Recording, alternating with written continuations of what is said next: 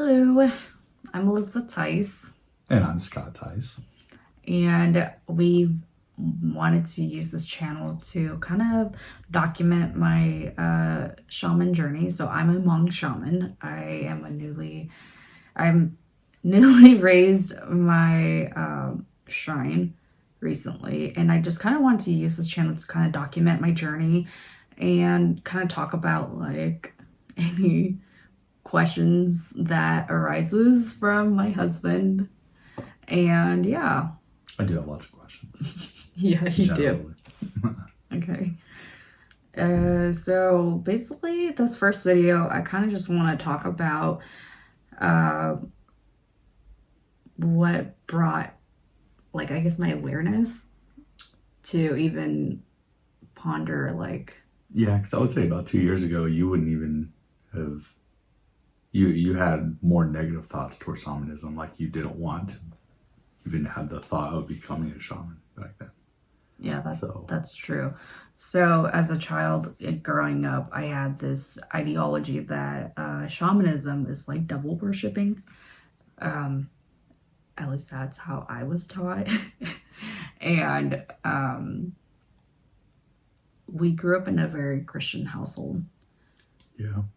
And I saw like shamans done at other monk people's houses that we visited to help like the relatives there, but none of our direct family members were like actual shamans to my knowledge. Okay, so you didn't have any practicing shamans within your family. Right, the keyword is active shamans. Okay. The shamans do run in my dad's line. Okay. Yeah, I guess my great-grandpa, they were like shamans, but my dad, we'll just kind of gloss over my dad. But even your grandma wasn't a practicing shaman, was she? Okay, so my grandma, my pa, that's the paternal grandma. In Hmong term, we call them pa. So my grandma, she, when she migrated here with her family and whatnot, they converted to Christianity because it was like a sponsor from Christian faith. Yeah. Christian faith-based belief that brought them over. Okay, so it was like a church mission to bring refugees over. And so they like converted to Christianity. And so they don't like practice shamanism out in the open. Okay. But they definitely still dabbled in shamanism. And my grandma recently passed away. Not recently. It's about almost 2 years now that she passed away. And she, when I would talk with like relatives or aunties, they'll tell me like my grandma used to do some weird kukong, which is magic work, into finding black magic, right? Yeah, it's okay. Black. It's technically black magic, but I just say magic. Magic. Okay. So magic work to find lost items. One of my aunties says that she was really good at that, and she was surprised that my grandma never told me about that. I mean, that would have been really useful for me growing up because I lost a lot of things. Had I known, my grandma was like an Apple. To be fair, your grandma did lose a lot of stuff. And do you remember that the bath rag that she lost, and she like blamed one of us? Yeah, she blamed us for weeks that we took or threw away. Yeah, that we did something with it. Yeah, we did something to this rag. Yeah. Anyways, so she definitely still dabbled in shamanism stuff, but to my knowledge, she was not an active practicing shaman. Yeah. A secret one. That we know of. She was a closet shaman. It was. But it was interesting because when she was sick in the hospital, people started doing shaman practices for her. Did they? Yeah, because your dad was starting to jump back into the shamanism side. Oh, yeah. feel like we're jumping all over the place. That's how it goes. But Sorry. do you want water? Maybe. Let me clear my voice. You have some of mine. But just to kind of circle back to what you were talking about, it is definitely in my family line. But growing up, I held the belief that it was devil worshipping, and shamans and shamanism. It was very mysterious, and and it was like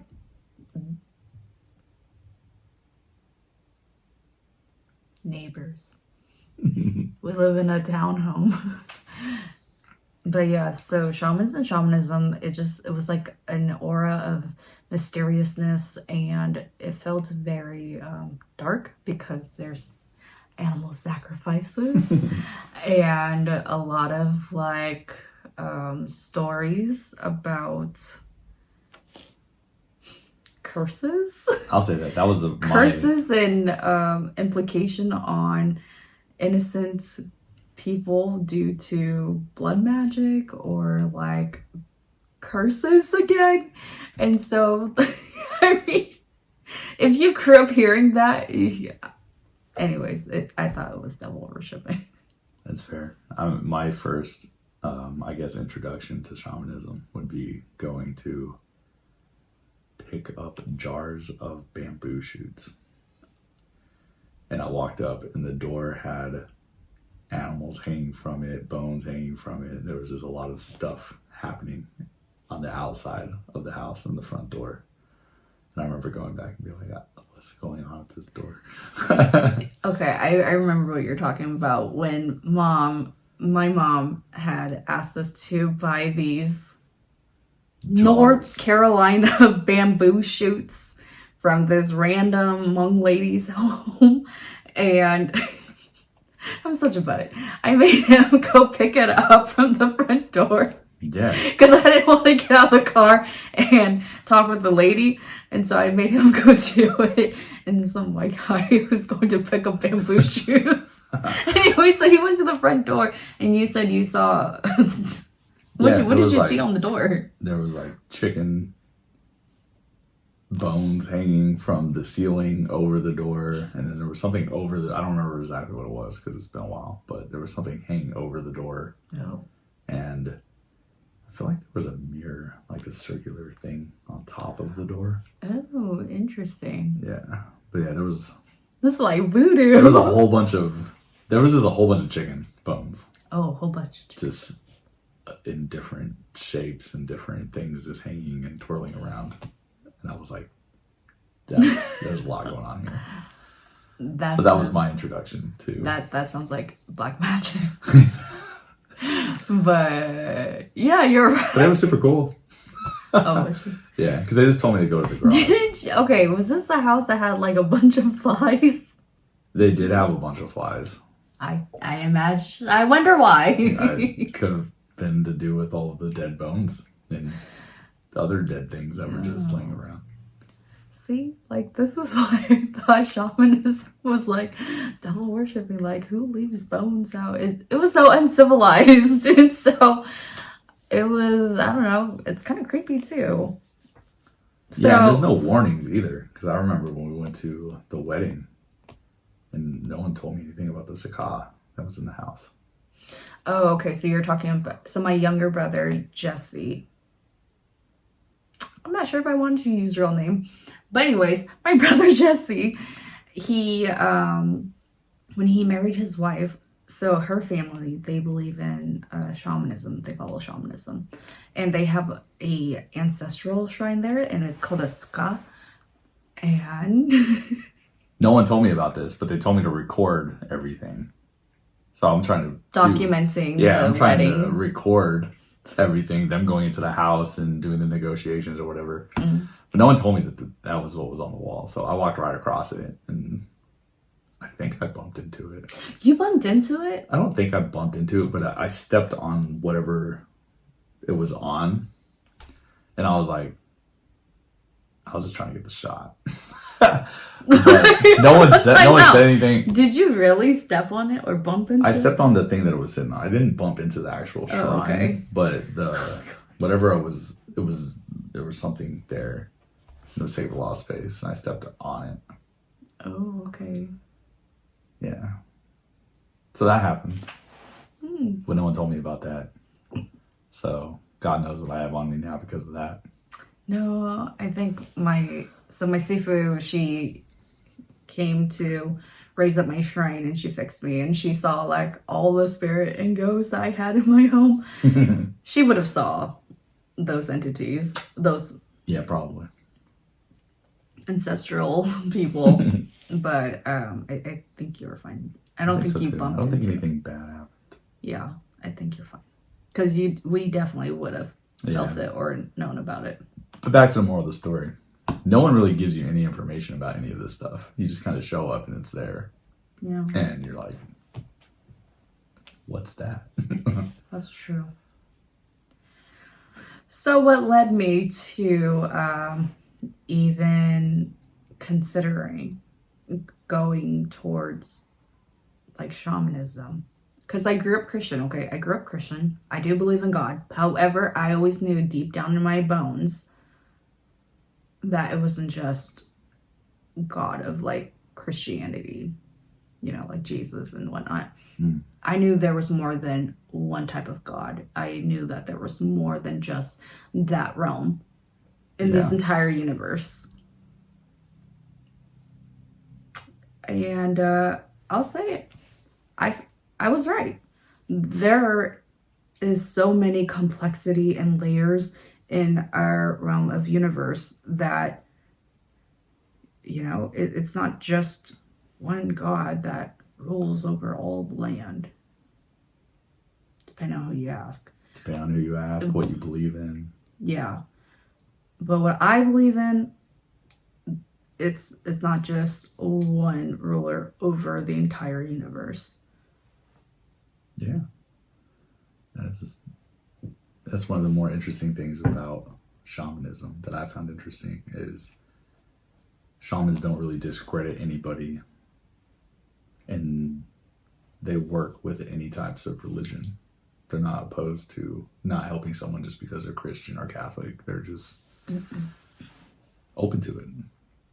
And I've heard of stories where shamans are working with angels and stuff like that. So I've always thought that was pretty fascinating to hear. Yeah. That's for like talks later down the line of other... Yeah, we should probably get back to the beginning. Yeah. Yeah. Like kind of what... straight from that. What even made me consider going to like shamanism and whatnot, and it definitely had everything to do with my grandma's funeral. So I had a few very vivid dreams of her. That was a very long day, or long weekend. I didn't know that long funerals were that long. Yeah, they generally are minimum like 3 days, but it's a long procession. Yeah. But one of the dreams that I had that was really vivid that made me believe that there's 3 spirits. So in shamanism, monk shamanism, we believe that there's 3 spirits. One that stays with the body. Okay. And it guards the grave. And the second one, it goes and reincarnate. And the third one, it goes back to the heavens or wherever Like its duty. Yeah. Okay. And so in this dream, I remember it was after we buried Grandma. Yeah. And in my dream, I had slid down into her coffin, like her coffin magically opened. I remember you talking about that. Yeah, and I slid in and I wanted to lay with my grandma one last time. We used to sleep together a lot. But anyways, so I laid down with her and then I heard this monk voice and it was like, and that was the first time I ever heard something speak to me in Hmong. Okay. Yeah. And I obliged and I floated out of her coffin and I sat on the bench. And just kind of go back. What I just said or what the entity said was that, excuse me, miss, but you can't lay in the coffin with her. The living and the dead cannot lay together. Something along that line. So anyways, I was sitting on the bench and my grandma appeared before me, but she was glowing. Like she had a backlight on her or something, and it was like glowing and had her silhouette and everything. And she sat down next to me and she was consoling me. She looked so healthy. She still looked like her, like how I remember her, but she was really healthy. She looked really clean. She was just moving better. Yeah, she looked really healthy. It's probably a beautiful thing to see. Yeah, it was.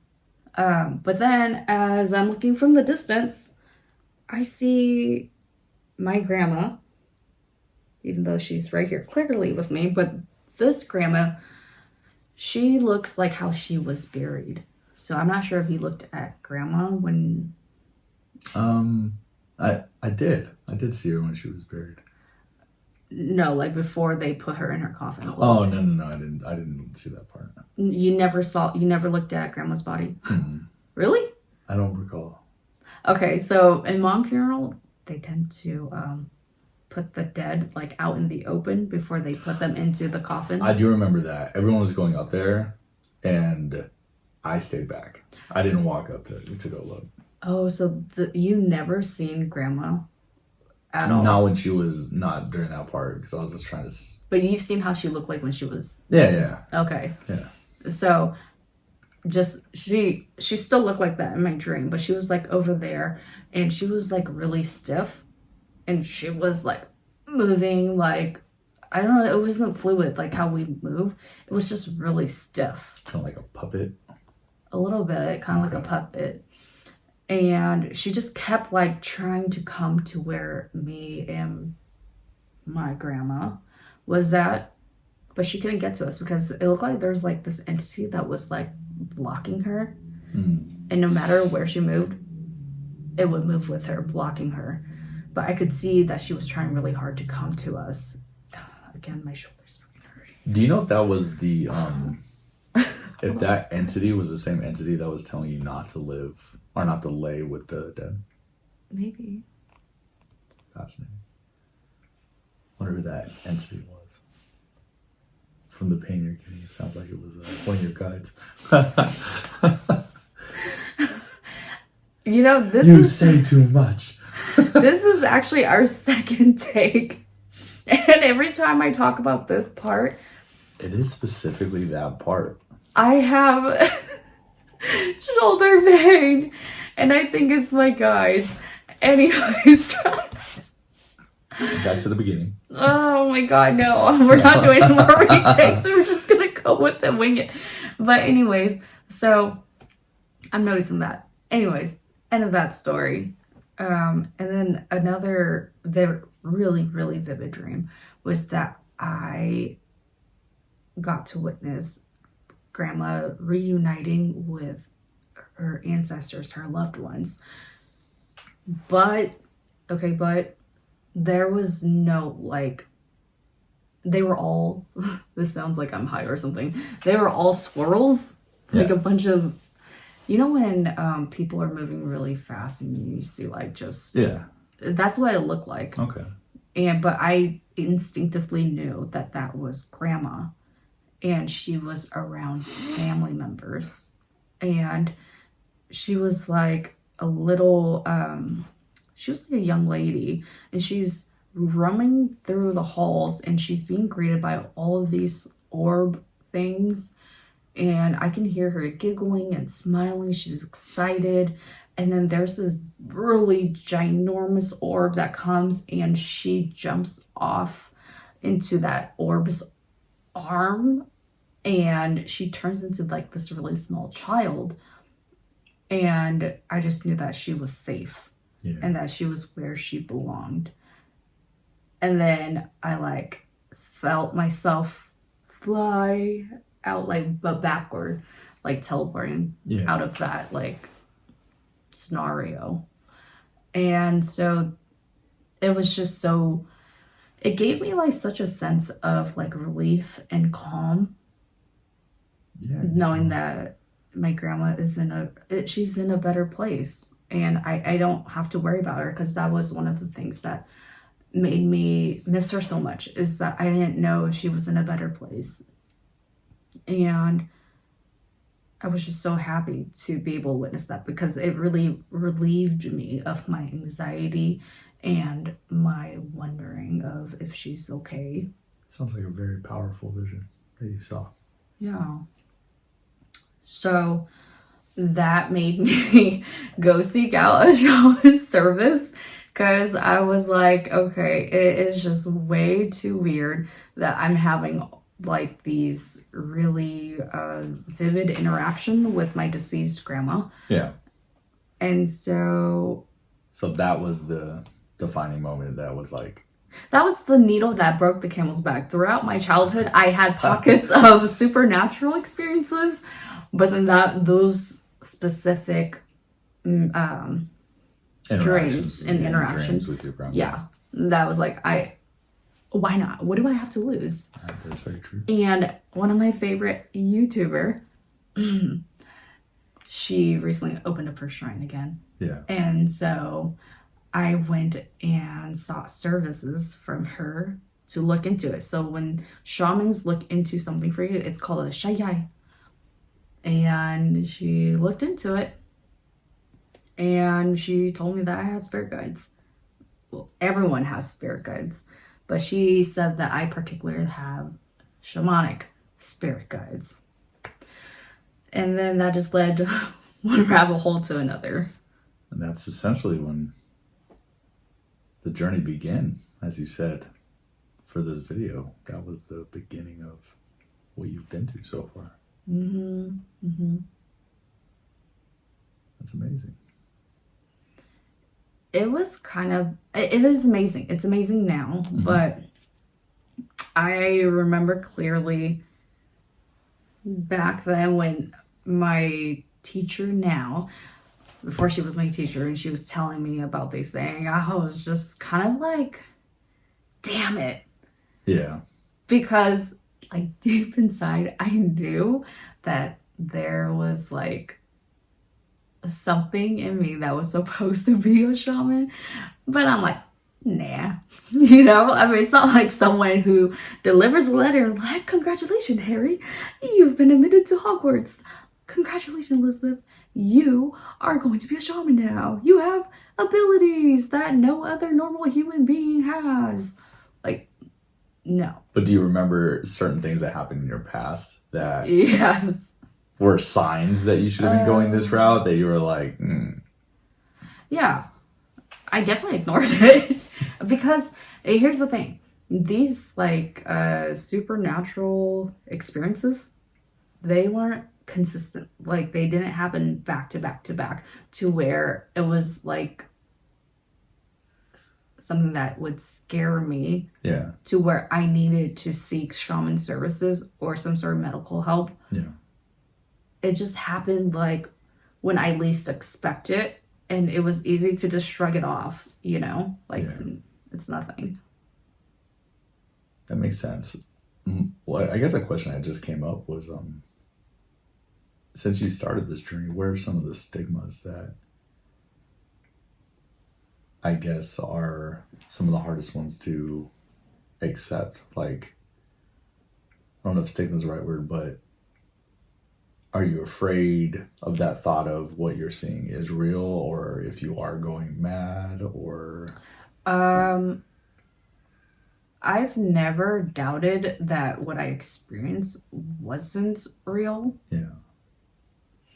But because it's not real, like you are here with me, it was easy to chalk it up as it was just a dream, or it was just a miscellaneous thing. Yeah. But yeah, now looking back, all that being real, it's really scary. I mean, it sounds terrifying. Yeah. Because you were just like, no. And I don't know if we should share those now, but I kind of really don't want to share those yet. I just kind of want to talk about what even led me to going towards the shaman path when that was something that was definitely never on my mind whatsoever. Yeah. Like you said, if you asked me like 3 years ago, not even, if I would ever consider like being a shaman or following the shaman belief, yeah, no. If anything, I was more leaning towards like Buddhism or what is that faith? Wiccan? No. The one that doesn't have religion. Oh, atheist? I was just going to be atheist. Because I believe in multiple gods, and I didn't know what kind of religion that believes in multiple gods besides Greek mythology. But that's Greek mythology. That's not really religion. And lo and behold, the shamanism. It was funny because I remember hearing stories from you and your siblings. You guys kept talking about which one of you was going to be stuck becoming a shaman. Yes. Like it was a Russian roulette. It was because again, it runs heavily in my dad's side of the family. And no shaman has risen from our side since my grandpa. Yeah. And so everyone was just looking at each other like, it's you. It's you. It's not me. It's you. It's going to be you. Raise your hand up. It's that kind of thing. Yep. But, yeah. Well, that's cool. I feel like that's a good stopping point of the first video. We got the beginning down, which I think is a really good story to see where you came from over the past 3 years. Mm-hmm. And so next time when we take our second video, we'll be talking about like what kind of conversations that we have after meeting with my teacher and her looking into and seeing the spirit guides and me deciding that, maybe I'll see what it's like being a shaman, what that process is like, and what that conversation was like for us. Yeah, the shake test. Yeah. But yeah, that will be in the next video. Yeah. Awesome. Thank you so much for listening. Adios. Have a good day.